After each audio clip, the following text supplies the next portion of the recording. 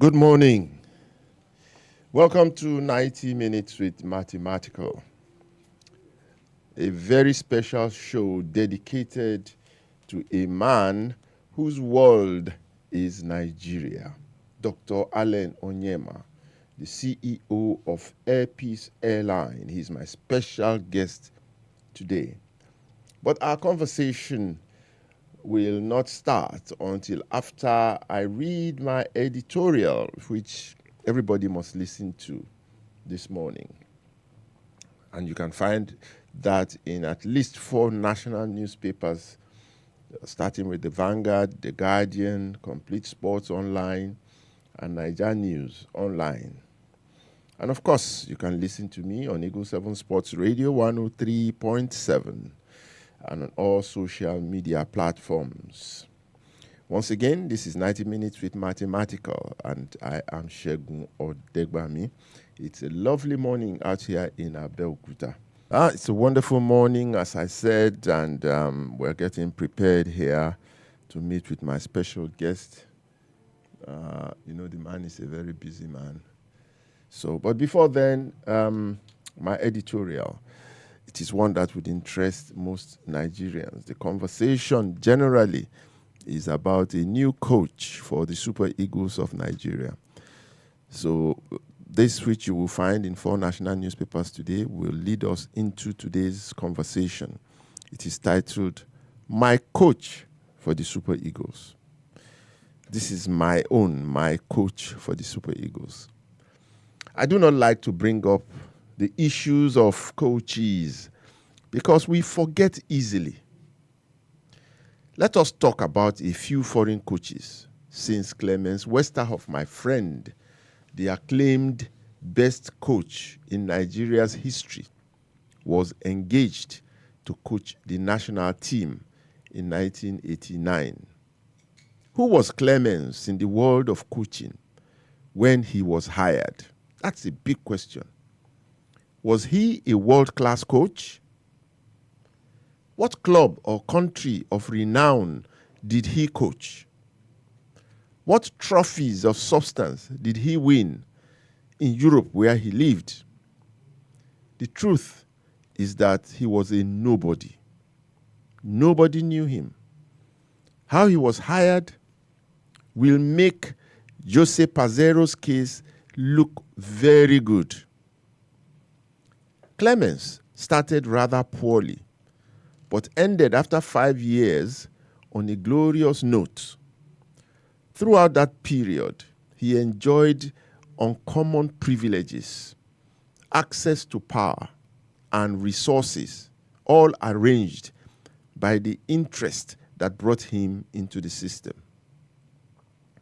By 1994, at the end of the USA World Cup, so sour was his relationship with some players, some media, and even leadership of the Football Association that he abandoned the job and did not even bother to return to Nigeria from the World Cup. Thus ended his era. Then, it was widely reported that he was not even the brain behind the success of the team on the field of play. A section of the media led public opinion in questioning his technical competence, crediting his success to his trainer assistant, Joe Bonfrey. That's how, supported by some media, a trainer was elevated to national coach of Nigeria in total betrayal of trust, unknown in football at that technical level. Joe Bonfrey was also a nobody as well, even in getting that job. He had no world-class credentials. Yet, he took a team brimming with exceptionally talented footballers to Atlanta 96 and returned with an Olympic gold medal. Like Westerhoff before him, the Super Eagles were his launch pad to his coaching success and any credible credentials afterwards. Incidentally, He too soon fell out with the authorities, and the cycle of foreign coaches continued intermittently after that, with occasional punctuations by Nigerian coaches for brief periods until another foreign coach was hired to take the team to the 1998 World Cup. Bora Milutinovic was the first world-class coach to be hired by Nigeria. World-class in quotes. He was so good that he was the only coach in the world at the time to have taken 4 national teams, none of them was African, to the World Cup. His tenure as Nigeria's national team coach may probably be the worst in Nigeria's history. He was a world-class coach. He did not even return to Nigeria from his disastrous outing at France 98. That much said for a foreign world-class coach. Armchair critics, however, would have colorful answers to defend the tenure of all these white foreign coaches. Yet, Westerhoff failed at Algiers 90. He did not win the trophy. But 4 years later, with a team brimming with talent, he won AFCON. Yet, they would also describe some of the Nigerian coaches that took over the national team only on interim basis for a few weeks or months to AFCON, like Westerhoff did in 1990, but ended up without winning, as failures, never giving them another chance. Therefore, it is preposterous how a national team that was ranked 5th in the world in 1994, that won AFCON twice since then, could actually hire a foreign world-class coach, world-class in quotes, in 2023 and set a target of a semi-final berth at AFCON for such a coach, when Nigeria should be aiming by now to win the World Cup. That's Paseiro's case. Some things do not add up. And it is about experts not understanding the dynamics of the world today and Nigeria's place in it, and the interconnectivity of everything with every facet of life, including football. The future of Nigeria hinges as much with the country's economy, politics, etc., as with its sports. Victor Oladokun and I exchanged a few messages this week. I do not have his permission to quote him here, so I will not. But the following is my own response to him. I quote, "There shall be a new world order in the aftermath of the several wars going on dangerously around the world now. Africa must be ready, and Nigeria must take the lead in creating a united front for Africa and negotiating from a position of strength. That's where our soft power innocuous tools come into play to be deployed. So, the war must be fought cleverly, using unorthodox weapons. We have used conventional means for over 500 years and failed. It is time to think and strategize differently." End of quote. The weapons I'm referring to above are cultural tools: music, dance, film, fashion, and sports, areas that Africa can dominate, earn respect and relevance in this world. After 5 centuries, Africa's physical and mental enslavement and plundering of its mineral, spiritual, institutional, cultural, and even human resources must stop. Africa is not designed by other civilizations to succeed and to thrive to become an advanced culture. They don't like us that much. In the ongoing war of the civilizations, nothing is exempt as a weapon. Indeed, advanced countries thrive only because they keep third world countries down. Africa must break loose and be free from this stranglehold.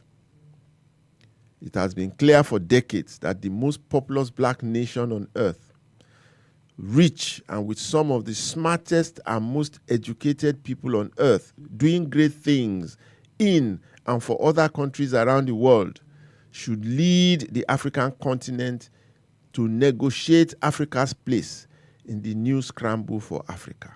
I'm referring to Nigeria.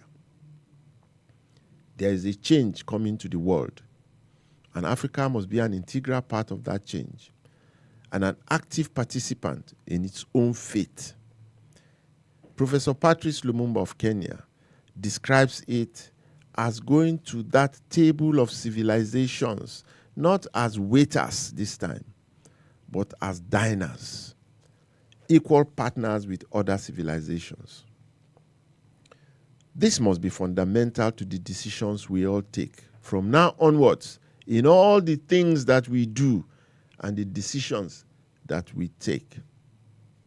That's why we must shelve and sheath anything that portrays the Nigerian as inferior to any race in all endeavors, because the Nigerian is not.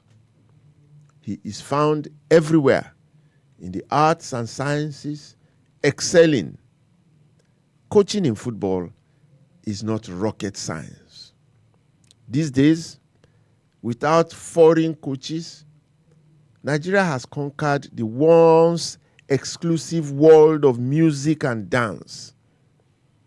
Film, fashion, and the arts are fast catching up.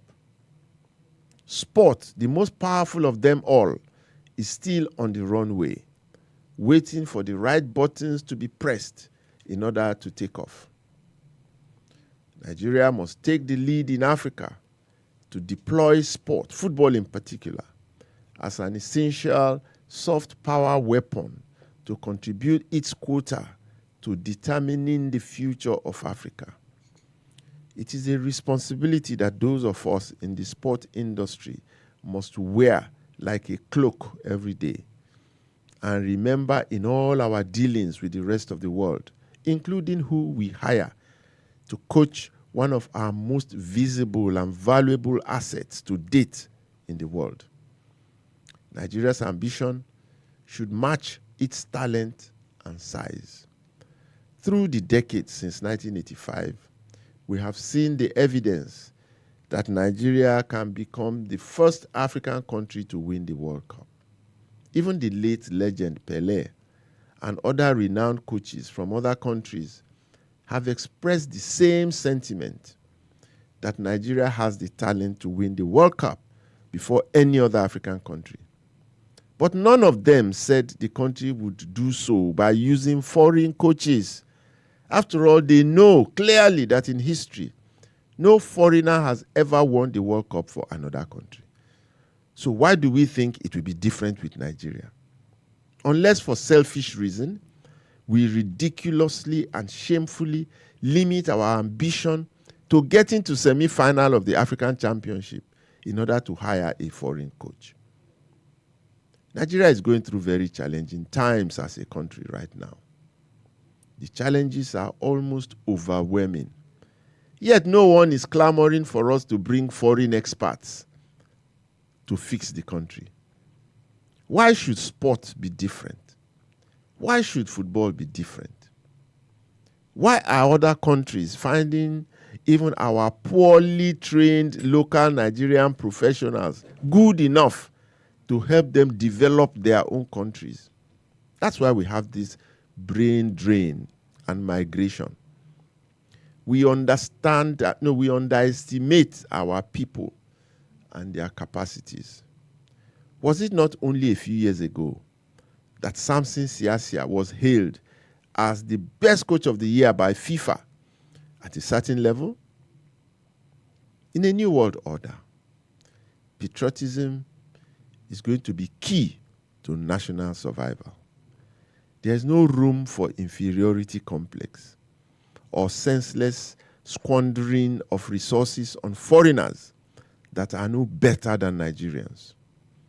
Nigeria must now place her destiny in the hands of qualified and patriotic Nigerians.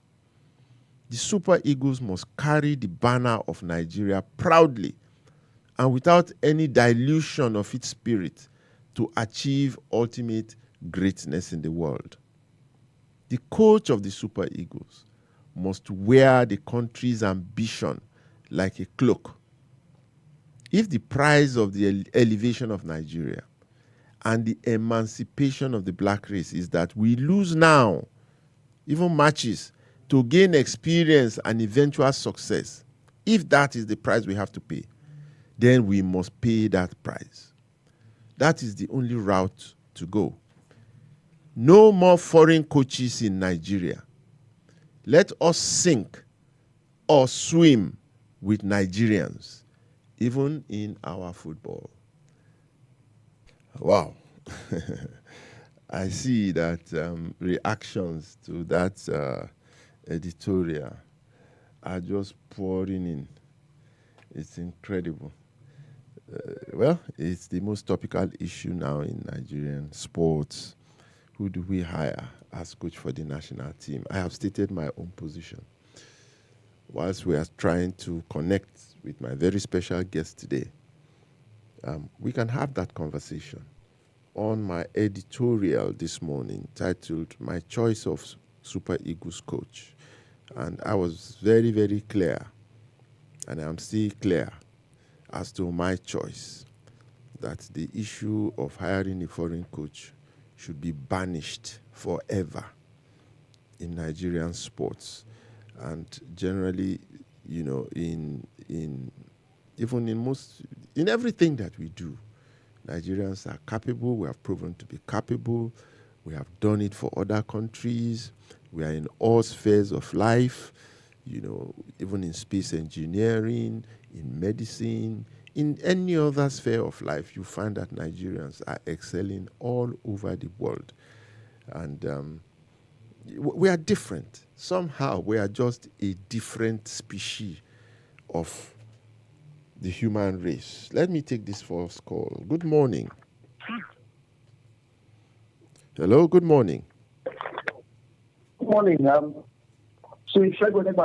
Yes, you are speaking. This is Nicholas. This is who? I'm calling Nicholas. Okay, Nicholas. You have to raise your voice a little. Yes, I'm a great fan of people 7FM. Very good. Where are you calling from? I'm calling to show you all year in a great fan of. Okay, very good. Very good. First of all, I want to thank you for what you have done for this country. Thank you. My late dad worked you in Enugu, in Lagos, and Kaduna. And he spoke eloquently of you. Thank you. Thank you. May he continue to rest in peace. Even though he was a Rangers fan, he enjoyed your beauty on the pitch. Thank you. I was a Rangers fan myself, even as a player. I was a Rangers fan.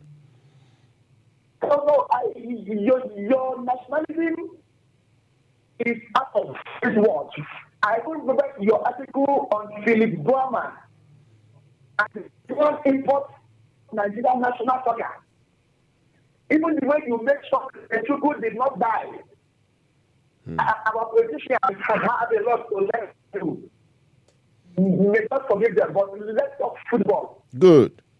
From 1904 to the last World Cup, every fan of football like myself knows that no foreigner has won World Cup for a nation. If we go to sports, Niccolo Machiavelli told us in the business that a machinery can never act like a national soldier, because the machinery just fight for booty and a piece of bread. I would like us to repeat what you just said. A mercenary can never fight like a national soldier. Like a national soldier. Because he's going there to make his own money and not for nationalism. Go ahead. Exactly. There was one Niccolo Machiavelli. He was an Italian political philosopher. Yes, now One yes. of his book was The Priest. So, the options are clear. I watched your interview with Abati, and you were trying to be discreet. But I opened my mouth like Stella. We have 3 options now. Or 4.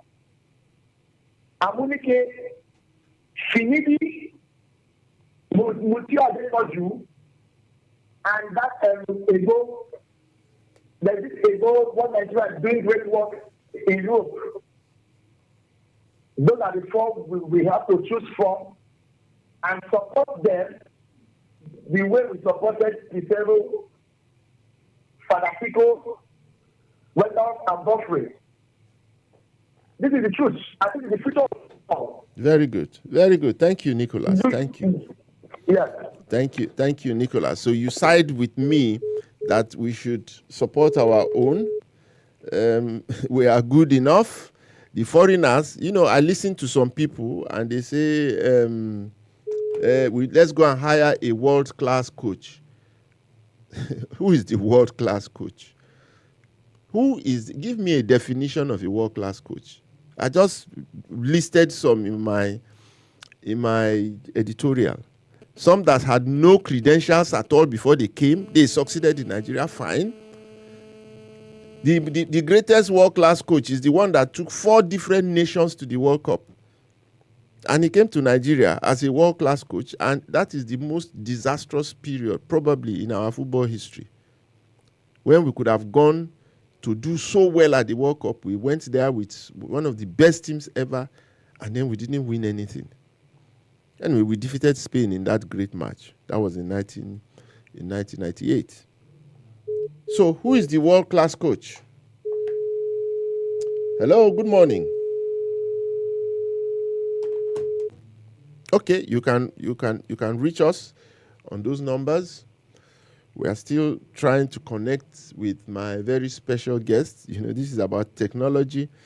He's in Lagos. I am in Abeokuta, and we are using technology to try to connect. But whilst we are waiting, good morning. Hello, Shegun. Good morning. Good morning. It's nice speaking with you. Your voice is sharp and crisp, and I Thank can you. hear you clearly. Who are we speaking with? I am Joseph Bankole. Okay. How are you this morning? Fine, thank you. Good. I am calling from Ilewe. Okay. Here in Abeokuta. Okay, go ahead. Yes, I remember when you came to our college, Federal College of Education at Oshel, Abeokuta. Yes. I sat next to you. I remember you. Yes, and we spoke on a wide range of issues. Yes. As it relates to Nigerian football. So let's speak on this issue about a coach for our on national this issue, team. I share your sentiment. I'm actually in line with your part of thought on this issue. You see, we are a country that God has blessed in all human endeavors. There is no area of human endeavor that God has not blessed us abundantly. Be it academics, be it arts, culture, whatever. You see, however, on this issue, I want to believe that we are the problems of ourselves. When people are in position and they fail to do what they ought to do. You see, some people, they are gaining from this bazaar of hiring foreign coaches. Of course, we know that. We know that very, very clearly. There are always agents. There are those who negotiate behind the scene. There are all manner of things. Yes. All manner of things. Yeah, go on. Yes. So, and they are not, I don't know whether they are not aware that they are actually damaging some people's emotion by doing such things. It's not that, it is compulsory that we must win at all times. We can make mistakes and then learn from our mistakes. You see, nobody believed Stephen Keshi could take that team to South Africa and bring back the trophy. They did not believe in that guy a bit. And after the victory, they ensured that that guy was booted out of the national team. It was widely reported in the newspapers that even a day before we met Ivory Coast, they had already distributed tickets to the players. And I think they did that in order to dampen their morale. And as God will have it, they went ahead to defeat Ivory Coast. And not only that, they won the cup. Indigenous coach. And the guy did, what many people never expected. It was a mix of local and foreign players. Just like you said in your intro in this program, most of these foreign coaches, they are relatively unknown before coming to Nigeria. They just come to Nigeria and use Nigeria as a springboard for them to launch themselves to other countries. So I believe it is high time we began to look inward. We have quite a number of trusted Nigerians who are competent enough to handle the national team. That is why up till today, if not because the Baba is already old, I believe so much in him. But that is Chief Adeboye Onibide. Well, he had his own opportunity. He took the country to the World Cup. We did not do very well there. So Baba is there resting. So just let him be. Yes. But you see, just like I said earlier on, that it is not every time that you go to a competition or you learn from your mistake. The Baba discovered the likes of Yama. Okpabumi played as a very young player in that World Cup. And that is the way, to go. Just like you said, Westerhoff was in charge for 5 years before he could do anything meaningful with that team. What was it? People are shouting about Eguavon. To me, in my own opinion, Eguavon lost only one competitive match, and that was against Tunisia at Cameroon. So what was it? What error did that guy commit that other foreign coaches have not even committed more? Yeah. Okay. So I am of the opinion that we should limit ourselves to the local coaches. Enough is enough. Very good. Thank you very much for your contribution. Well, the good news is Thank you very much. Yeah. Thank you. Well, the good news is that a very, very special guest, Dr. Allen Onyema, is here with us. Dr. Allen Onyema, good morning, sir. Good morning, Uncle Shege. Yeah, you are looking sharp as usual this morning. Well done. I'm very sorry. I must confess, I slept up. It took Nena to be calling and calling. As the phone was ringing, I thought I was dreaming until that phone woke me up I think I went to bed around 4:30 a.m. Wow. How do you manage it? You and I were still talking till about 1 o'clock or something like that. Yes. Huh? As at 4, I was still sending mails. That was when I was reading my mails of yesterday to respond to some urgent matters. Wow. As at 5, then at 4:30, I packed up. So okay, let me It took me another 1 hour before sleep would come.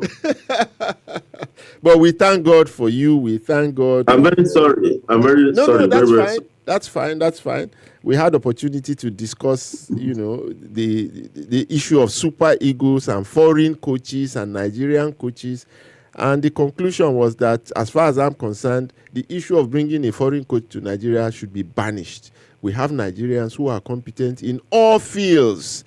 And somebody like you have just taken on, a challenge such as nobody has ever done in our history in the aviation sector. And that's what we shall be discussing this morning, particularly your vision. I look at you and I ask, where are you? Where is this man going? This man wants to take over the world of aviation. He's a Nigerian, a proud Nigerian, and you make all of us so proud. So once again, welcome to the show. Thank you very much. So, I'm going to ask different questions. You have been awash in the news media of late, particularly related to your conquests of, that route to England. And of course, we know also to the USA, we know also to the Caribbeans. And these are territories that usually Nigerians don't succeed at getting at. So we congratulate you. Nigerians from all walks of life, they have inundated my phone call, my phone with messages of salutation and greetings to you and prayers that you will succeed. So on behalf of all of us, I congratulate you and wish you well. So, thank you. This UK matter appears to be the biggest attraction. That's the biggest thing. Why is that? You have been succeeding. You went to China, Saudi Arabia. You are going everywhere, But when it came to the UK, everybody is now interested. Why is that UK route so important? Well, thank you. But before I go into this aviation question, let me lend my voice on the issue of the Super Eagles coach. Fantastic. I'm sorry, taking you back. No, it's okay.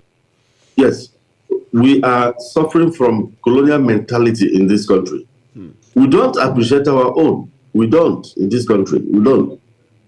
With people like you and an array of other sports superstars, soccer stars who produce in this country, I don't see the reason why we cannot have a looking into the country and get somebody out there that will take on the Super Eagles. As far as I'm concerned, the cases of this world, they succeeded. Eguavo succeeded to some level. Even Siasia succeeded. A lot of them succeeded. The truth is that when a foreign coach bows out from the group stage, nobody talks. When a Nigerian coach bows out from quarterfinals or semi-final, if it had been a foreign coach, you would have won the cup. Nobody gives the Nigerian coach a chance. Nigerians should rise up against any NFF that goes again to get any idiot as a foreign coach. We don't need a foreign coach. Let us grow our own. Let us even save the Naira. Exactly. Let us save the Naira. Let us grow our own. Give the Nigerian coach the same incentive you're giving the foreign coach and see them excel. Very good. I do it in my place of work. You employ foreigners. You put them in the hotel. They work for only 8 months out of 12 months. If they are pilots, they fly 1 month on or 8 weeks on, 4 weeks off. That's every 2 months. They go for 1 month off. And you pay for those 1 month they're going home. You pay the salaries, you pay for tickets to take them home every time they are going home. And again, you put them in a hotel. We give them all this treatment. They serve you for only 8 out of 12 months in a year. Your own Nigerian pilots and Nigerian workers serve you for 11 months and go for only 1 month leave. And I said, no, I have to do something about it. I have to do something about it. And when they charge you in dollars, by the time you multiply it by the going exchange rate, you see that the co-pilot will be any more than a captain, a Nigerian captain. I said, no way. I woke up and put something huge on the Nigerian salaries. Because as far as I'm concerned, they're the best in the world. Wow. So you have to respect your own. If you don't respect yours, nobody will respect you. I'm very, very happy when I see, I think it was Senegal and some of these Francophone African countries bringing out their homegrown soccer stars and soccer coaches, and they did very well. Let us stop this belief that if it is not foreign, it is not good. Let us support our own, and not when they appoint an Eguavo or Siasia or Sivano Sokbala any day as your coach. You start paying him a cleaner's wages.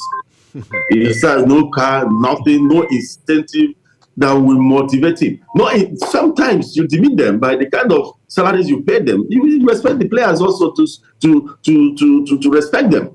You make them look so miserable at the end of the day. No incentives to make them even perform. You even starve them of the things, the materials they need to use. They beg for the materials which was to deliver. So, in fact, we should go to court to stop NFL from.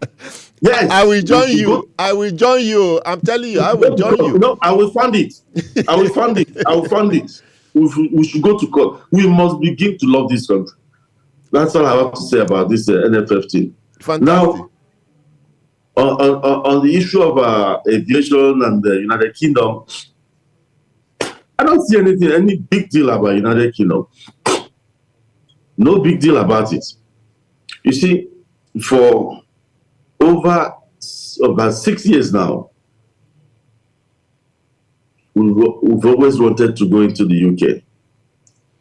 UK has a very huge traffic.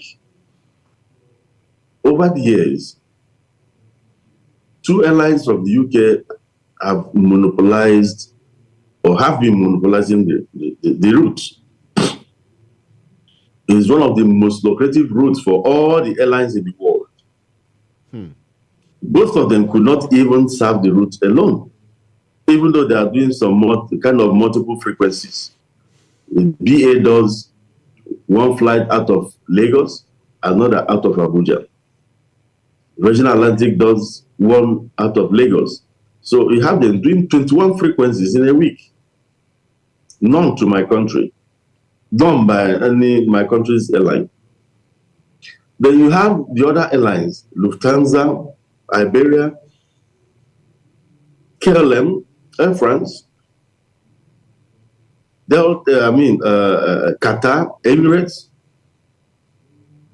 Kenya Airways, Rwanda, Egypt, Air Maroc, even South African Airways, all doing the same Nigerian London route, but transiting through their countries.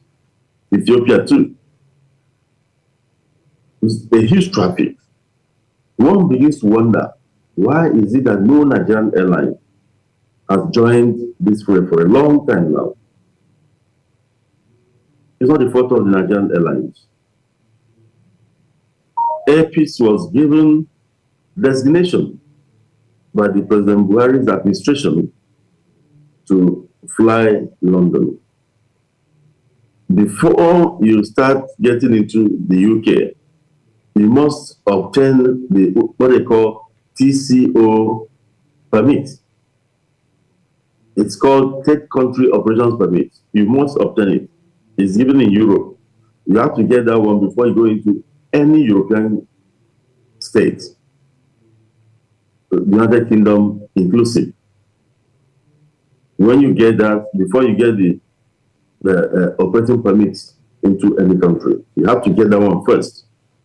It's a heavy audit. They have to audit you. If you pass it, then the other country will now give you the country you choose. From that hemisphere, will give you the operating permit. So you start coming in.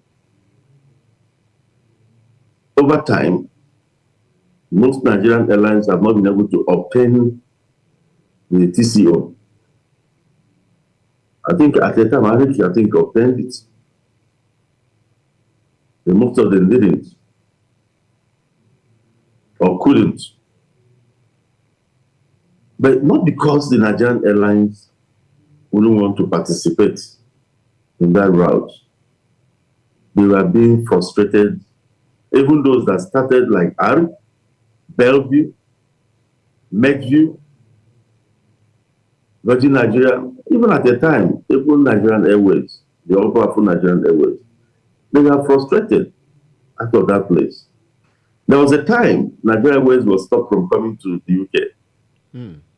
Not because they wanted to stop in the 90s, but the UK woke up one morning and said that the Nigerian Airways, the aircraft being maintained by Nigerians, they didn't trust it was unsafe. And they banned Nigerian Airways from coming. This is what I call international aeropolitics. I clap for them. Every country tries to protect their own, so protect yours. But Abacha rose to the occasion. Abacha said, no problem. He allowed BA to leave London. As they were approaching Niger, Abacha turned the plane back. You too, you are back. You too, he reciprocated, no wasting time. They had to come and beg before they started coming to Nigeria again. They offered Nigeria Airways back their operating permit, but it took 1 year. Abacha refused. In fact, he had to die before they were allowed to come in again. Since then, we thought all of us had learned our lessons. But the truth is that it's not Britain stopping you most times. In our own case, I can't put it solely on the foot of the British authorities. No way. Your own Nigerian brothers in government and in government agencies. I keep on saying it. Anything that will happen tomorrow, let it happen this minute. Don't give a damn, because it's very helpful. When APs applied,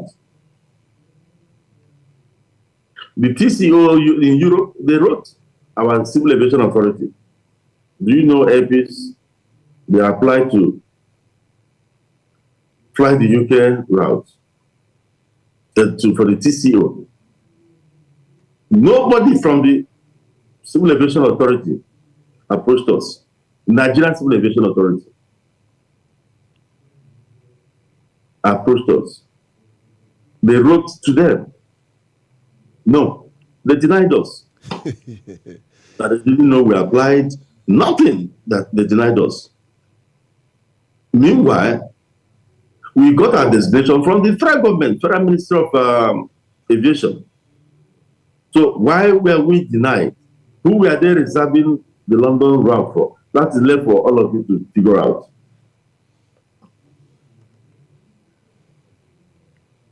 Who are they reserving it for? The sky is too big. The problem we have in this country is that we are too myopic in thinking. We are too shallow in thinking. We lack patriotism. Everybody wants to grab and grab and grab and grab until you're dead. The day you will die, you will not even know where all those things you must have acquired or grabbed uselessly will be. You're just left with your God and your God alone to answer. We don't think about our country. I feel so bad in this moment. I cry at times about some of the things, APs has gone through to operate in this country. I am not one of those who beats ethnic drums. I'm a nationalist. I love this country. I say it every time. Unapologetically, I like this country. I love it. I love my nation. And I have nothing to prove to anybody, dead or alive, about how I feel about my nation. And for the avoidance of doubt, I'm not interested in politics. Because even politicians, sometimes they get scared that some of these things I do might be for politics. What are you doing then? I've said it several times. I'm not interested in politics. Anything I'm doing now, I did them from secondary school. I don't discriminate. I love this nation. I could have been anywhere out of this country, like any other kid. I didn't know, for whatever, God imbued in me that love for my nation right from secondary school. alert other Nigerians when there was angry riots in Zaria. How old was I? I was a teenager. From UI, just to go and help to quell that riot. I didn't know I would later be involved in conflict management live. So anybody accusing me of playing to the gallery, of trying to build myself for political whatever, the person should have his head examined. The person should first of all go and look at my track records. It's painful. Doctor, okay, let me just interject at this point, because, I can see the pain, the hurt, and all of that. But at this moment in time, I tell you, it doesn't matter what people say or do. The universe itself is celebrating you and your achievements. And I want you to now look at it. Okay, you have had to pass through those crucibles, crucible of fire, for you to get to where we are now. And it is a happy note, because despite all the shenanigans, despite all the obstacles, here we are talking about the success of Allen Onyema and Air Peace. And the future is so bright. I went to Ghana. I was coming back from Cote d'Ivoire. And about 2 a.m. in the morning, we went to this garage to look for food to eat. And because I branded the van in, with some logos, including Air Peace. This guy was just passing by, a street boy just passing by, and he saw the Air Peace thing. I think we have a recording of it. So that let Nigerians this guy just from nowhere, a street boy. We play it so that you two can also hear. I think I sent it to you. Just for a minute. Let's hear it now. Play it now. Not music. I'm talking of the street boy. Now they kill Nigerians for South Africa. Air Peace, now rescue people from there. Carry the car, escort, rescue all Nigerians from South Africa. Air Peace, Enugu man. Oh, that man, may God bless that man. May days belong. Air Peace, that man. A very nice man. The only man that rescued Nigerians from South Africa. Air Peace, where they kill them. We are here in Ghana, we hear the story. Where they slaughter our brothers. They see the way they slaughter our brothers. As South Africa. They fit iron rod for human being. Where Air Peace come to rescue our brothers in South Africa. They belong. Brother, for bless of life. You see, Allen, this was a street boy who never knew you at 2 a.m. in the morning in the city of Accra. They were praying for you. So don't be distracted by all these things around you now. Let us project into the future. Thank God for everything that has happened. And I know it hurts, but it hurts me too when we see Nigerians doing all this damage to our own people, rejecting our own and so on. But man, you stand ahead of the rest of us. You are a shining star. You are up there now, and we are all looking up to you and the future, particularly what you are going to do after now. So let's look again at that, this aviation thing. Yes, let's look now at that aviation thing. You just came in. Air Peace just came in. We haven't even started. You announced prices. You announced the cost of flying to the UK. And suddenly, everything starts to, what's that word now? Everything started to drop. They were charging us humongous sums of money to fly to the UK. We thought that was how much it costs. Things were so bad. But suddenly you bring up your own price. And the whole scenario is changed. Is it that these people were just exploiting us before? Why can they bring it down now? Why can they bring it down? Tell us that whole picture, scenario. Yeah. So this monopoly or duopoly, or I don't know the kind of poly I'm going to link to it. The foreign airlines have been actually replacing this country. They put a lot of drain on the dollar, and some people fail to see it. Even people in government, we've been crying, support the Nigerian airlines. If you support Nigerian airlines, you protect our treasury. the Nigerian treasury. But they look at individual businesses or maybe private businesses and the business of the individuals that own them. No, Allen Onyema doesn't own Airpeace. Airpeace belongs to the over 220 million Nigerians.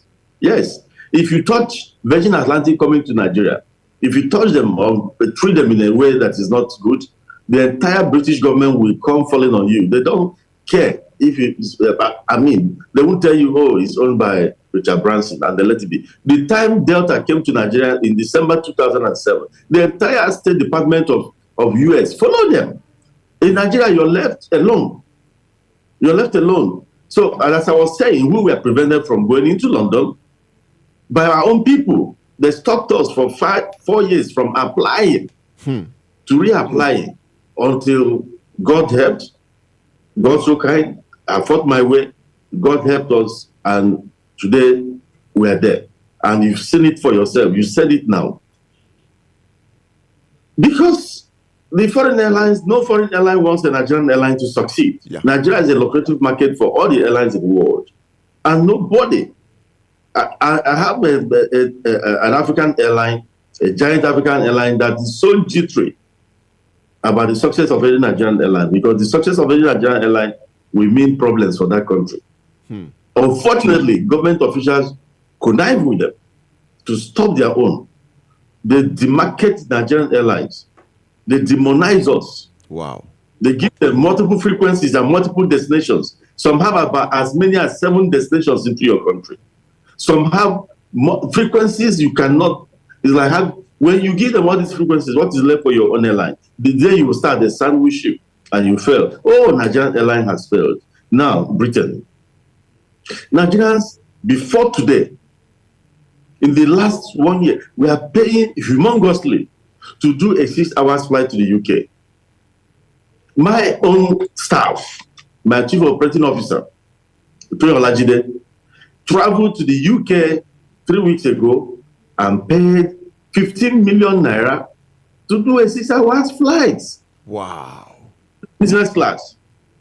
I have another staff that traveled on economy and paid about 5 million naira for economy. Wow. Meanwhile, Airpeace flies to India, which is a total of 24 hours, 12 hours going, 12 hours coming. And we take about 1 million naira for it. Airpeace flies to China, Guangzhou. Guangzhou is about 13 hours going, 14 hours coming back.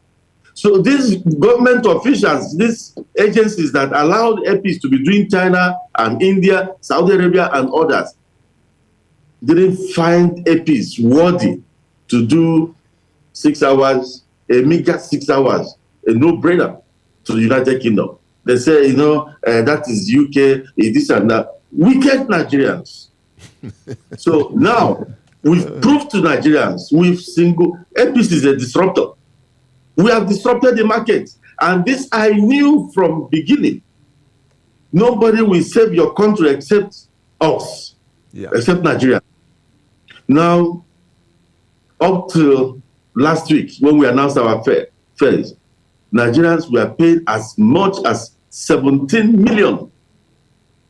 As the dollar is, they told you because of the dollar, every time it's dollar, they give you reason that because of the dollar. Okay. Well, we came on board last week. Airpeace and cut everything. For the economy, Airpeace started from 1.2 million naira. Less than $1,000.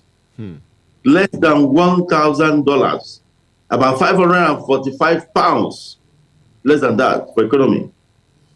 Our business class, 4 million naira. 4 million naira. Less than $3,000 for business class. I saw one of the airlines, I think it was BA advertising, our business class has flatbed. I started asking myself, so the Airpeace business class doesn't, we even have first class. We have. So our own doesn't have flatbed. Our planes are, if you enter our 777 like Emirates, we even brought 3 Dreamliners to join the fray. So we brought it down to 4 million naira only. There was pandemonium in the aviation world. there was restlessness. Foreign airlines couldn't sleep. They should have left their affairs where they kept it before. Within 24 hours of Airpeace announcing its fares, from 15 million, they crashed their business class to 5 million naira. From 5 to 6 million economy, they came down to about 2 million. This is annoying. It is good. So, what changed? What changed? Exactly. That's the question. What changed? Was it that... What changed? So all these years, because of these high fares, Nigerians were flying through Ghana. They will go to Ghana. They fly Airpeace to Ghana. Then from Ghana, they got the fares from Ghana at half the price. And they discovered that Nigerians were doing that. The whatever started increasing, they increased it too. It's not as if it's very, very cheap from Ghana, because they know who the patrons are, Nigerians. Everybody is taking advantage of my fellow countrymen and women. But again, we allow it, because Nigerians, they like everything foreign. Now, Airpeace has started. Some people have said, how can I fly Airpeace to London? Will they be able to fly to London? Stupid questions. Colonial mentality induced questions. So tell them now the services that we are going to be providing. Yes. And the quality of it. This is an airline that flies to China. We operate to China. We are the only airline in West Africa operating China and India. Which is a 14 hours flight non-stop with our equipment. And you're asking, will they be able to, hey, are we safe? Will they be able to fly to the UK? 6 hours flight is like going to Abuja for us. It's like going to Abuja. We have the equipment. Safety, have they thought about safety? The Airpeace safety parameters are unrivaled. Airpeace can challenge any airline worldwide. Do you know who maintains those equipment? Those equipment are being maintained by the best maintenance organization in the world and the most expensive, the Israeli aerospace industries. Wow. They are here 24/7. It's the most expensive, it's the best in the world. They manufacture parts for even Boeing and others. They make planes, all these Gulfstream and others for America. Those are the big, because I have flight phobia. Yes, I have flight phobia. So when I floated Airpeace, I started to go for the best. It's costing us millions of dollars every month, but it's the best. And even those in the Civil Aviation Authority present, they know what Airpeace stands for when it comes to safety. They know that what Airpeace can offer. Safety, first of all, safety. Like I said, you can't beat Airpeace. Airpeace has gotten its IOSA certification, which is an international safety audit. It's not being audited by Nigeria. We got it the very first 2 years. I want to see the Nigerian airline, or even in this Africa, that got IOSA certification within 2 years of operations. We got it less than 2 years of operations because of our what we put in place for safety. So we've had it renewed. Every 2 years you renew your IOSA. You may fail it. We never failed IOSA. The TCO audit of Europe, UK, you saw it. When eventually they came to audit it, what they saw, they couldn't believe it. Okay, let's help us tackle two things. So I'm talking about the most important thing in aviation, that is safety. Safety and safety. Absolutely. Yes. We are going to offer them safety. What of service? Service. Affordable fares. Affordable fares. Very good. Save the dollar. I mean, save the naira from being devalued. Save the naira. The Nigerians are going to pay us in naira and are paying affordable fares. How about students who have been studying abroad for 5 years? They couldn't come back. At the end of the day, they become westernized. We lose them to the foreign countries. How about them? Their parents sold their houses, cars, and everything. I saw somebody who told me, Alan, God bless you. I sold my house to keep my child in a school in the UK. But now, that child can come back home. Because besides reducing, starting economy from 1.2 million naira, which is less than $1,000, on the same amount of money, we are giving up 15%. Wow. For students, so that our students, our children can come back home. It's only when they start coming home for holidays that they can have ties with this country. If not so, in the next 40 years, we'll be left with old men in this country only. So, these are what the question now Nigerians should be asked. Why didn't these airlines afford the Nigerian flying public these fares in the past? Nigerians should not be fooled. Nigerians, we've been called fools. We should not allow ourselves to be fooled. Be high and mighty. If you want to protect jobs in Nigeria, if you want to save Naira in Nigeria, fly Air Peace. Absolutely. Absolutely. Absolutely. Let's go on a short break for 1 minute so that you can just, take a breather and let's listen to our Air Peace commercial. That's the commercial we play on this station regularly. Let's listen to that so that we remind people that, I'm an ambassador. I'm reminding people, ambassador of Air Peace with pride. And I tell you that there are 46 other Nigerians scattered all over the world that this man, Dr. Allen Onyema, to whom we are eternally grateful, has given lifelong free flights on Air Peace. It has never happened in history. We must let Nigerians know. In the history and business class again. When I go London now in April, I'm going to fly free for what somebody should have charged me 15 or 16 million. God bless you. Where are you taking us? Where are you taking Air Peace to? Because just listening to you and the passion with which you speak and what you are doing is, are you taking on Richard Branson or who is the biggest airline operator in the world now as an individual? I don't know. But where are you taking us? You, this man. You, the rest. And the third question is, when do you have time? What do you do for your pastime? You are a sportsman, an athlete, a footballer. They do any of those again. What do you do? You don't play tennis, you see? I used to play tennis. In the last 6 months, I've not really played my table tennis. I used to play in the office. Once it's 5 o'clock, I will come out, play table tennis for 3 hours, go have my shower again, then continue with work. But these days, for the past 6 months, I've not really exercised, to be honest. And you asking about what I do with my free time, I go on YouTube, and I like listening to music, watching dances, and other. Nobody would think that that's what you do. I do that because I hardly go to bed before. I find it difficult going to bed before 3 o'clock. By 3, I'm still working. That is most times after midnight is when I attend to my mails. Wow. And get reports from the businesses and other things, and I start looking at them and see what I could do. What a life. I'm a workaholic. My wife has been on my head, and even my daughter Nena is always telling me, "Daddy, you're always looking sleep deprived."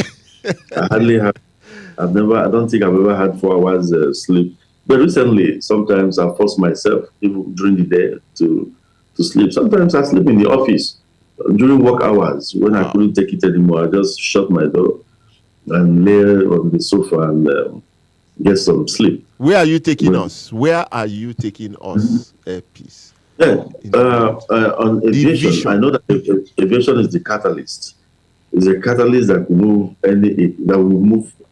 economies. We've not been able to invest adequately in aviation in this country. The aviation infrastructure here is decaying. We need to do something about it. And the pensions for allowing ourselves, to be stigmatized by ourselves in this country is also not good. Already, Nigeria is stigmatized in the International Committee of Nations, and we come back or we even help in fueling that stigma. It's not good. So I've looked around and said, what made other Nigerian airlines fail? These other Nigerian airlines that failed didn't fail because they were not being run properly. They failed because the owners of those airlines must have succeeded in other businesses before they invested in aviation or in airline. They failed because of so many factors. Principally, lack of government support, lack of ease of doing business. They frustrate you from, if you know what I do to run Airpeace, you pity me. Let me tell Nigerians, let them hear this. Nigerian airlines maintain their planes under the rain and the sun. How many maintenance hangars do we have in Nigeria?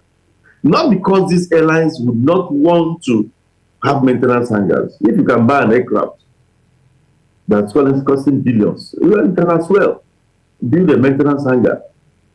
Why is it that Nigerian engineering is not at par with one of the world, with what our pilots do? Our pilots are one of the best, the best in the world. Our pilots can compete it. And in fact, we struggle to keep them down here with good wages. But engineering we've not gotten to that level. But this is something we can do. But these airlines don't have hangars, not because they cannot do it. Go and apply to Federal Airports Authority for hangar. The first thing any government should address in this country is the ease of doing business. Airpeace would have given this country one of their best MROs, that's maintenance outfit, that will be maintaining planes for other airlines of the world, because we would have brought in foreign expertise to train our people, set up a very good MRO. Airpeace alone, I think, in 2022, the financials I saw, over 68 billion in 2022 for maintenance. That money went abroad. We spent billions of dollars doing, you spend about $3-4 million doing C-check and D-check on one aircraft. And this is something you do, at times you do up to 10 planes in a year. Plus other spares and other repairs you go intermittently abroad to go and do and come back. We could do these things in the country and save the Naira. We do things we're not supposed to do. We blame it on President Tinubu. Now is the time for us to do the right thing. We paid for hangar land for us to be able to build a maintenance hangar. I've never seen a country where you'll be maintaining your plane or that is unsafe. What we do is to use the Air Force hangar. That's when it's free. If it's not free, you pack your plane. You deplete your capacity because there's no hangar to go and carry some. There are certain repairs you cannot do outside by regulation. So you have to wait on the maintenance hangar at the Air Force base. Where is this done? Airpeace wanted to build a very big MRO in this country. We paid Federal Airports Authority for land 7 years ago. As I speak to you, I don't have that land yet. I don't have, Airpeace does not have that land yet. Now me talk up. Anything will go happen tomorrow, let it happen today. Let it happen today. Government has not given Airpeace the land it paid for 7 years ago. Minister after minister, government after government will be crying. As I speak to you, I don't have access to the so-called land we paid for 7 years ago. As of 3 years ago, they gave us a bill. I got a Nigerian firm, construction firm, based in Nigeria, to build the hangar for us. The bill came to about 8.7 billion. Now, because of, in fact, 7 years ago, it was about 1 point something billion. Later, they varied it again. After 2 years, it became about 2 point something billion. They varied it again, about 3 point something. They varied it again, about 4 point something. As at last year, it came to 9 billion. Wow. Now, they were telling me that if they give it to me today, that we are going to, it might be up to 20 billion. This is what we've done to ourselves. Wickedness. Thinking that you're doing Allen Onyema. You're not doing Allen Onyema. How many houses will I live in? If I shut down the airline today, I don't have anything to fear. In fact, I will have happiness. Wow. But when you look at the thousands of faces, if given a means of livelihood, those are the people sustaining the airline. Those are the people making making us to want to carry on. When you look at your countrymen and women you intervened for during crisis, you say, "Oh, if I were not here, this thing could have happened." You continue. Let it get to the ears of the president that an airline, the largest airline in his country, the largest airline in the whole of West and Central Africa, operating out of Nigeria, moving the Nigeria economy more than any, does not have a land and for maintenance of its planes to be able to build a hangar. And that this airline paid for that land 7 years ago, and till date has not been given that land. Wow. Frustration, the frustrate APs. As I speak to you, the only Nigerian airline doing international operations for the past 5 years, I don't have a business class lounge of my own in my own country. APs doesn't have a business class lounge of its own in its own country. What kind of country is this? And where they give red carpet to foreign airlines. I'll tell you something that happened recently. The new airport terminal in Lagos. When they opened it, those foreign airlines, they refused to go there. They called on APs. It's our own. We went in there. Now, the foreign airlines have started liking the place. They came back, they are displacing APs. When we land our plane, our own people will tell us to go and park near the cargo shed, some miles away. When we park there, then we use buses to come and be carrying our international flights, to come and be carrying our passengers to the new terminal where we operate from.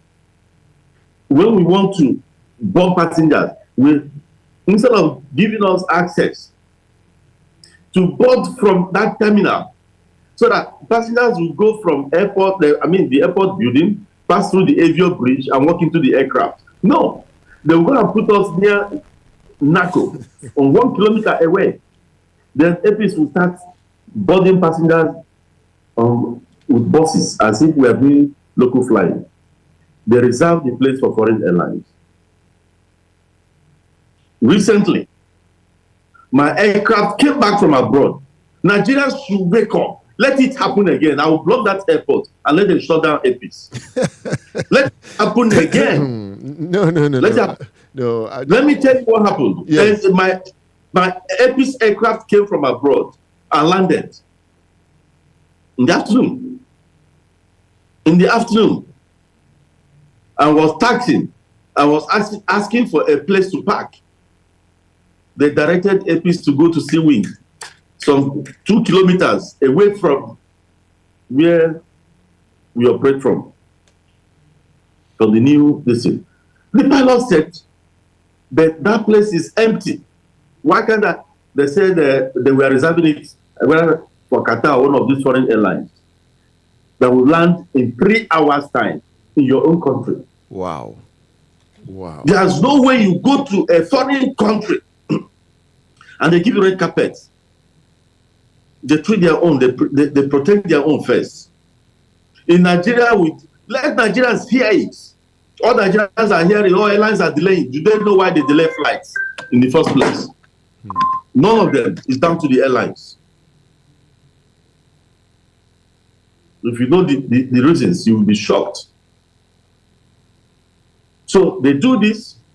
So when you are now boarding your international flights, you take 2 hours to board. The foreign airline will take some 30 minutes to board.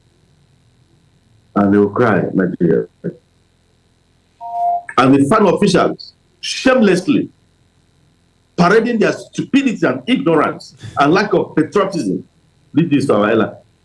The pilot refused and went and parked there. Oh, they came firing. They will do this, they will do that. But thank God for Mrs. Bumi Kuku, the new MD of FAN. When she had it, I called her. She was apologetic. Captain Mahmoud, Abdullahi Mahmoud also felt so bad. Abdullahi Mahmoud is the DAO. He's the director of operations for FAN. They all stepped in and they were angry and they warned their staff. But this is what has been happening in your own country. In your own country. You'll be told that that place is reserved for a foreign carrier, therefore go and park in one dungeon. We don't have a business class lounge in Nigeria. We now use business class lounges of other people in your own country. The new airports are applied for it. As I speak to you, have not been given. How about transiting area? They make things impossible for you. The Nigerian airport does not have a transit area. And they will tell you, oh, Nigerian airlines are doing well. Nigeria is well placed. Oh, this is why we need national carrier. Nigeria is well placed that these airlines are not really accessing the international flights. They could have been very powerful using the geographical position of Nigeria. They will convert people in Nigeria. When they lie to you, they lie to the... Let them come and debate. Let me face them on the debate. Those proponents. Let them come and face-to-face debate. I will expose them. The truth is that your country doesn't have a transit area in their airport. Your APIS flies to about 10 countries in West Africa. Our Indian operations is suffering because we can't bring people from these African countries and converge them here and fly them out. Sky, small Sky in Togo, small Togo, go to their airport. It's well equipped. It has transit capabilities. So they converge people in Togo. Togo has become a hub. Ghana has become a hub. Nigeria isn't. So any Nigerian airline is being affected by this. I am doing all this China and India and some other places just to prove a point, to protect not only APIS, but the Nigerian economy and other Nigerian airlines. We have to outperform to be allowed to do certain things for people to see that we can do it. We are doing them at huge losses.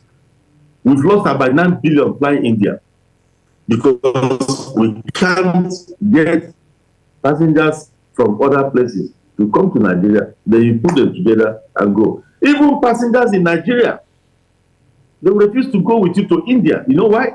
Except those living in Lagos. Even those living in Kano, Abuja, Port Harcourt, and everywhere. You've given foreign airlines frequencies and destinations to those places. So they will tell you, instead of coming to Lagos, to transit through Lagos and their traffic, and to the airport that is not conducive, nowhere to sit at the airport, they will rather fly that airline that comes directly to their domain. They'll fly Qatar to India. They say, oh, if I enter Qatar straight from Port Harcourt, they stop in Abuja, pick passengers, then they go back to their country. Then from their country, beautiful airport, then the next hour, they start going to India. They prefer it. If somebody going from Kano or Abuja, they prefer. Nigerians don't like transiting through the Nigerian airports. If they can find any foreign carrier within their domain, they use that foreign carrier and go and transit from abroad. Because they don't have transit facilities yet. Where are you going to sit at the airport for transit? APIS pushed and pushed and pushed and pushed and fought this over the years. Recently, they showed us a small place. It's not yet adequate. It's not adequate. The aviation infrastructure in this country is decaying and below par. So the truth has to be said. Okay. Let us do the first things first. So as I said, we don't have a place for to set up a maintenance hangar, and they've taken our money for 7 years. Recently, they said they were going to give us, but we have to be paying 7% on our gross revenue. Tell me, is this not a disincentive to investment? How do you pay 7% of your gross revenue? Not even on your profit, gross revenue. That means even if you're not making profit, 7% of your capital. Before you know it, that capital is finished. I'm not saying, first of all, the ease of doing business should be something that we should brought in. Let's not be patriotic and help indigenous investments. It's only indigenous investment that can save this country. The foreign investors, they see all these things. They see how you treat your own investors, and they will now decide whether they come here or not. Airpeace, Azman, we did Hajj almost a year ago. As I speak to you, they've not paid us. Wow. The little money they paid, as I speak to you, they are owing Azman and Airpeace millions of dollars in my own country. And foreign airlines were paid. Azman is not flying today. Azman needs about $4 million or $5 million to go and bring his 2 planes stranded in Turkey and Poland, respectively. They're not flying because they spend their millions of dollars doing Hajj and they've not been paid. They're being owed about 7 million. Airpeace is being owed more than that. They've not paid us. And we spent millions of dollars moving these pilgrims to Saudi Arabia. Maybe doing about 35 or 40 something international flights, and you're not paid. Don't forget that the bill we accumulated is over 6 billion on fuel alone. Yet we've not been paid in my country. The Hajj Commission is sitting on the money because the pilgrims are paid over a year before that pilgrimage happened. They deposited it with the central bank. They took bank guarantees from these airlines because they were supposed to pay all that money upfront. Do you fly without paying an airline? You have to pay an airline first. Airline is cash and carry.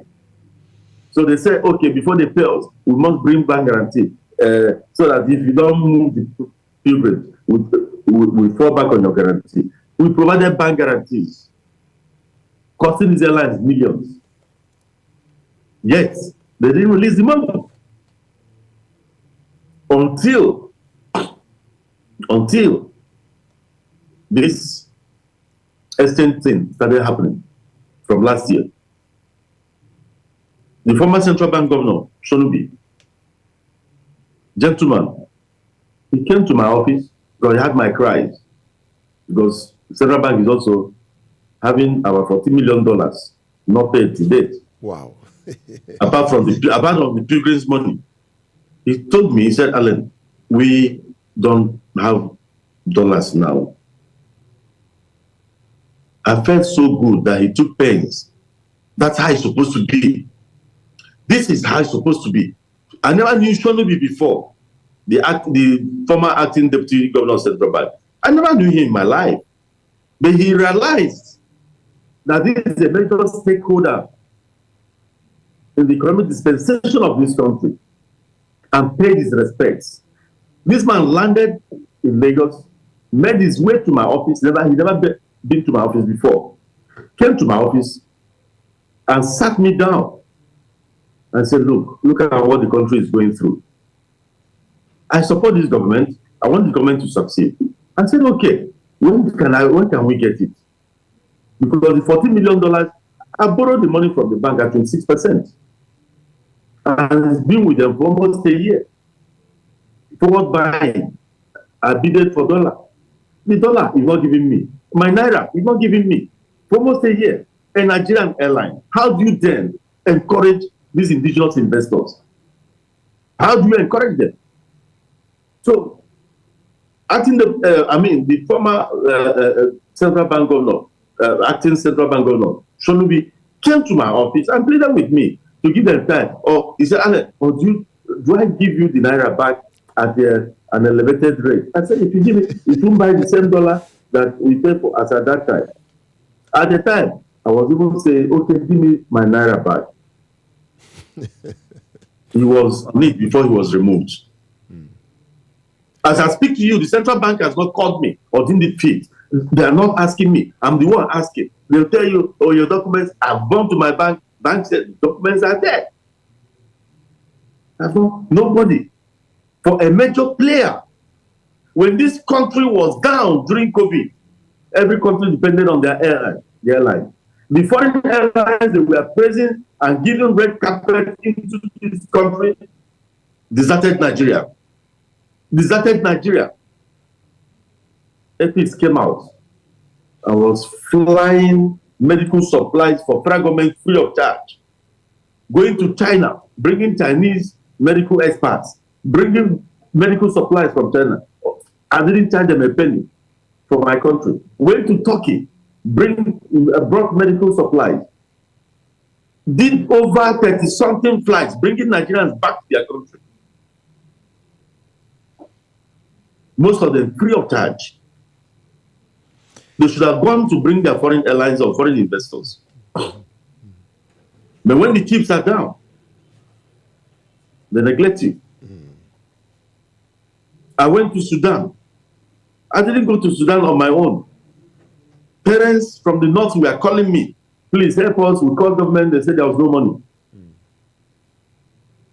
I said, okay, no problem. I'll go and bring the Nigerians free of charge. These were students, mostly students, our brothers, mostly from the north.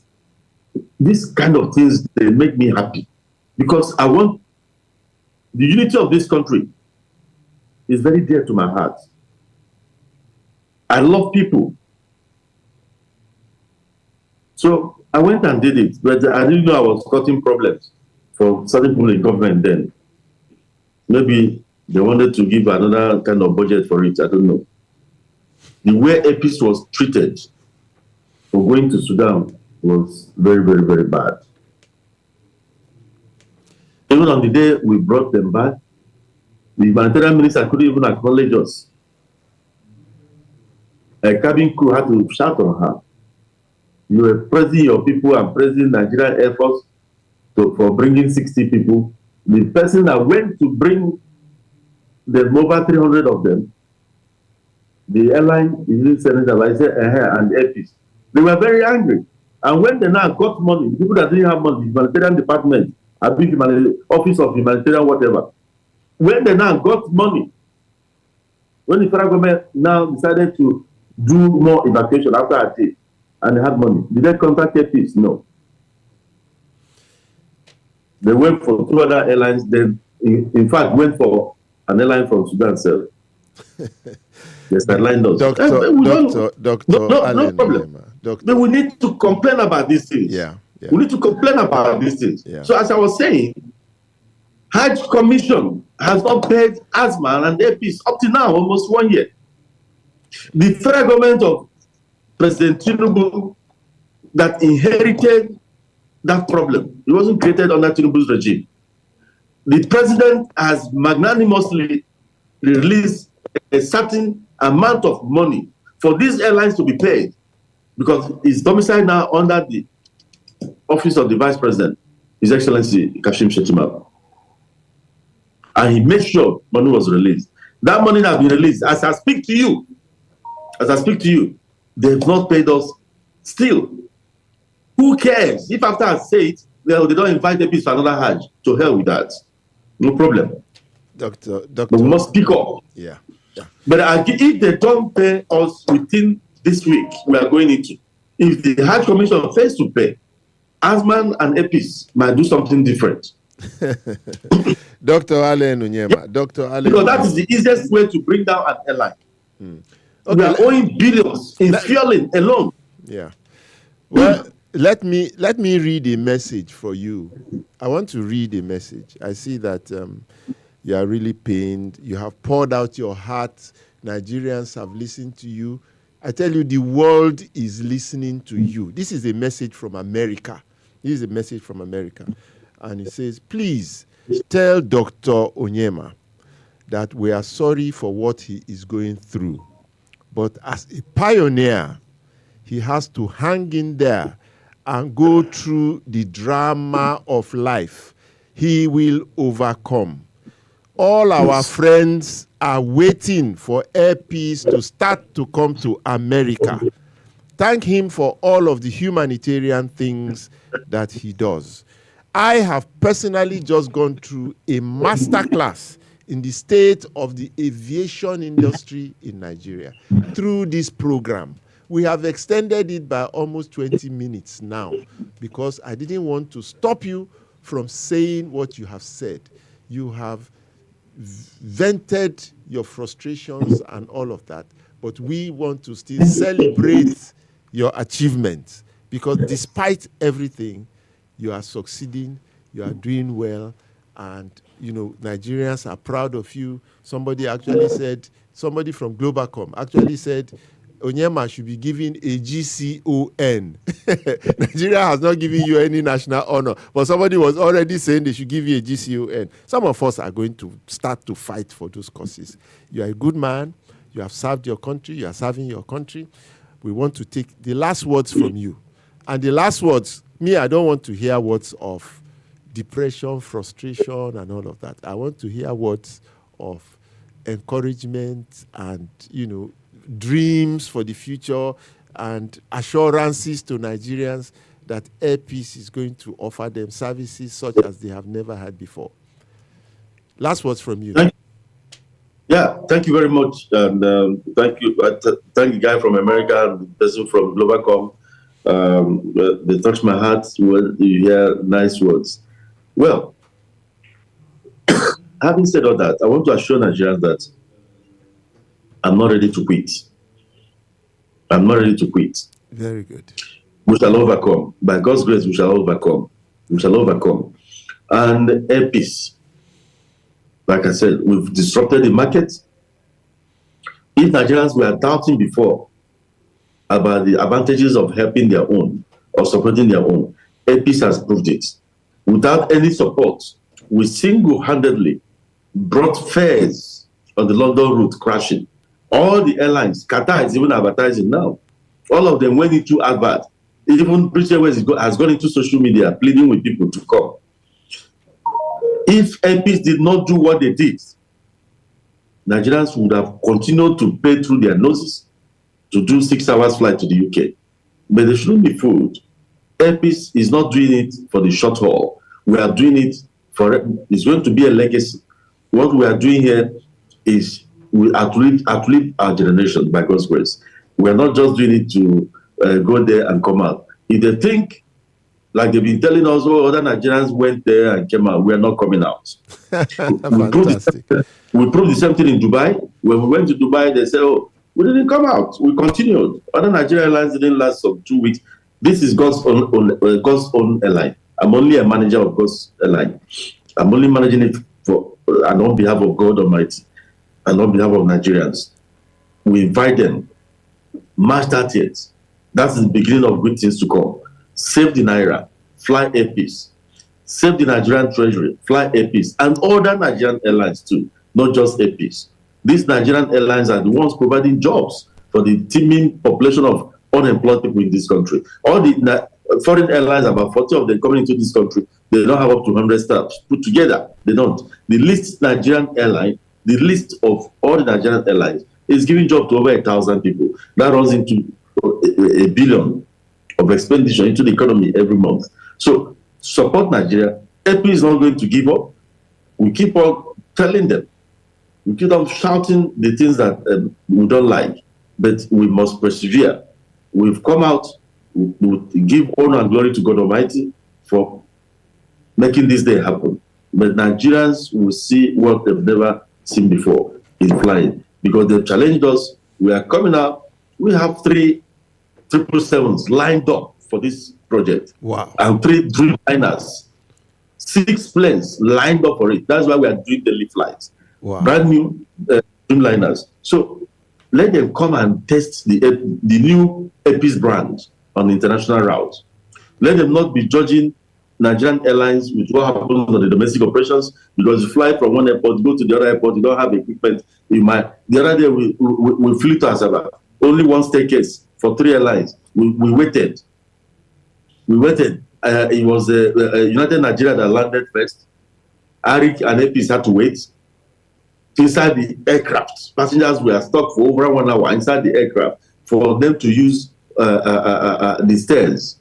When they finished disembarking their passengers, they boarded their passengers, then left. Then Arik took over. All of us landed 5 minutes after each other.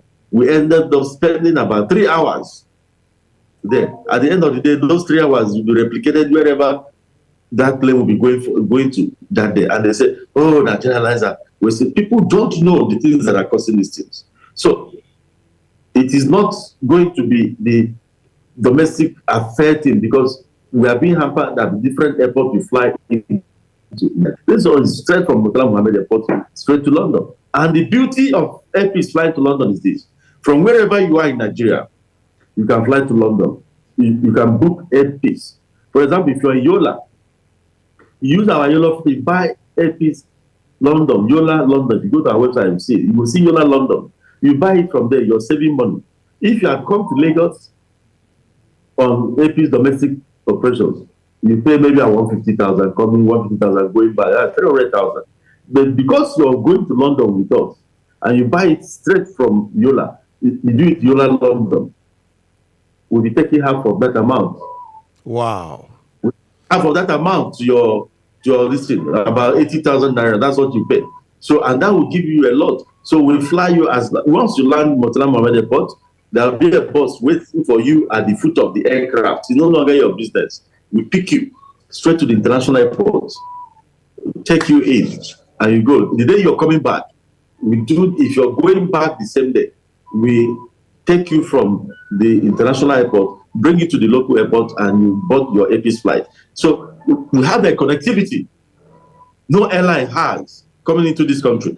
No airline, because we traverse the entire country, we traverse the entire West Africa. So you can fly from anywhere in Nigeria, from anywhere in West Africa, and we pick you from there, take you to London, bring you back, and take you there. If you fly any other international airline, we wait for you. When you land Nigeria, you come and pay Airpeace. First of all, you suffer from the local international airport. You go to the hotel, spend more money, or even if you're flying that day, you pay another Nigerian airline like Airpeace and others, 150,000 in the list, and we charge you for the luggage you're bringing. You only allow 15 kg or 20 kg. The rest you pay exorbitantly. But if you fly Airpeace from Abuja to London, Kano to London, Owerri, Enugu, Calabar, Uyo, Benin, and other places in the country that will fly to, buy your ticket at that place, from that place to London. You're not going to pay excess luggage. Wow. We're not going to charge your luggage based on domestic operations. No.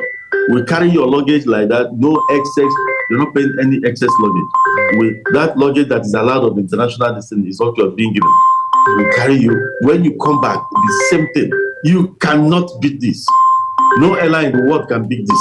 Coming to Nigeria, to London, no, none. Wow. And no longer. Nigerians, they don't need to go to Qatar, 8 hours. Then from Qatar, you spend 2 hours in the airport, 10 hours. Then another 8 hours to London for 6 hours flight. You don't need to travel around the world to go there. Now you have an airline flying direct. Your own airline, yours. Wow. Your brothers and sisters are there. So I invite Nigerians to come and join Airpeace and have a treat of their life. Dr. Allen Onyema, thank you very, very much for this morning's, sermon. It is a sermon. And I have benefited tremendously from it. Nigerians have benefited from it. The world has listened to you express deep thoughts and feelings about the aviation industry generally and about Airpeace in particular. We wish you the very best of luck. I am with you every step of the way as an Airpeace ambassador. You know I can't fly any other airline. Join us again next week, Saturday, when we bring you something new and something refreshing. But for today, I want to applaud, though. You know, we don't applaud on radio, but I'm applauding you. I'm applauding. Sorry. Yes, go on. Remember, all those Olympiads of 1976 and your team of 1980 that we honored.